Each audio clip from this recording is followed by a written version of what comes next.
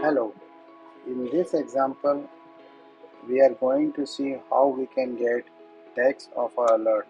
Opening page here, then clicking on JavaScript alert link and then clicking on click for JS alert button, and then we are getting the uh, text using get alert text method, and then we are using dismiss alert method because by default nRoBo doesn't handle alerts, so we have to either accept it or dismiss it manually, so otherwise script will fail and report will not generate. So let's run the test. Test started running, and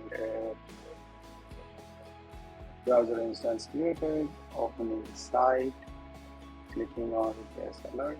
You see alert was cam and text will be in the record. Let's see. I am a JS alert. That's it. Thank you.